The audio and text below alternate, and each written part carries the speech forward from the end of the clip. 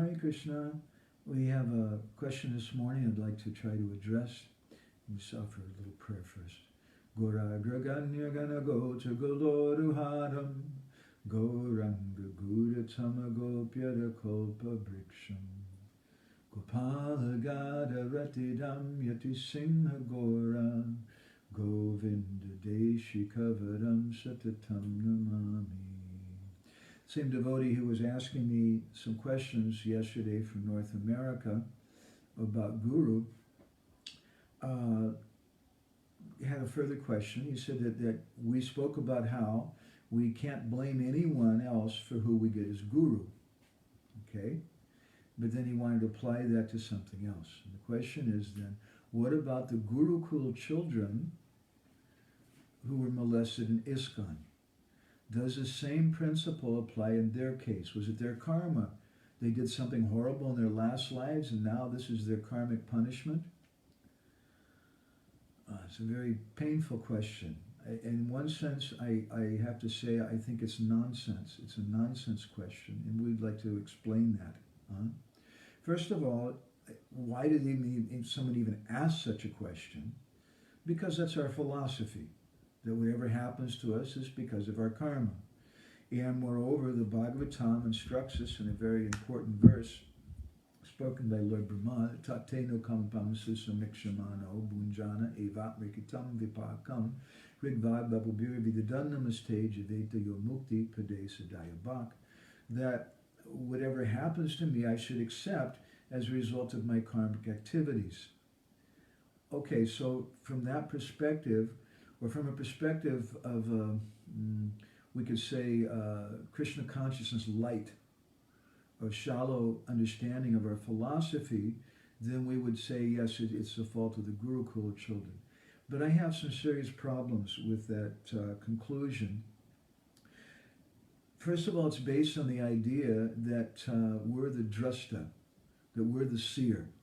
And Srila Bhaktisiddhanta Saraswati many times spoke about this principle, how there are two things, drashta, the seer, and drishta, or the one who's to be seen. And we're not the seer. Rather, we're meant to be seen. And as to whether or not some poor child who was molested did something terrible in their last life to deserve that or not, who can say that? Karma is such an infinitely complex thing. It could be, we could give an example. Was it the fault, or was it the karma of Bhima that Duryodhana gave him some poisoned cake and tried to kill him? Was it the fault of Kunti Devi? We understand from Shastra that Krishna sometimes he puts his devotees in difficult situations. Krishna says, Yasyaham anugrinami harishitaddanam shanai, that sometimes I take everything away from my devotee. That's not because of karma. That's because of Krishna's mercy, that he wants to help that devotee. Or maybe to teach that devotee some kind of lesson or something. But it's not our perspective to try to put blame on it. If you use the same kind of logic, you could say that these cows in the slaughterhouses, they were all people eating hamburgers and meat in their previous lives, and this is their karma to be killed. So what's the harm with that? But that's not our philosophy. Our philosophy is that we should have compassion. Our philosophy is that we shouldn't consider ourselves to be the judge. Our philosophy is that we should show respect to others and not try to demand that I'm the judge of other persons. Srila Bhaktisiddhanta has written in a commentary in Chaitanya Bhagavat, in Adi Lila chapter 12, text 192, he said that the materialists who are attached to sense gratification and who are greedy for material advancement cannot measure the expertise and supremacy of the Vaishnavas through their own broken, limited yardstick. That is why they're completely cheated out of receiving the Vaishnava's mercy and understanding the absolute truth. Since the value of their qualification is so meager, the Vaishnavas conceal their real identities from them.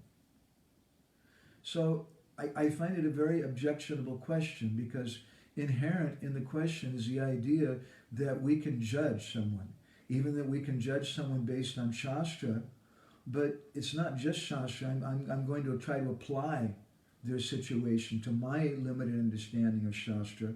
I'm going to try to take my broken, limited yardstick and try to measure the Vaishnavas and understand what they've gone through. That's a very, very unpleasant thing. Rather, we should always consider that the principal quality of the Vaishnava is to show compassion, to show empathy.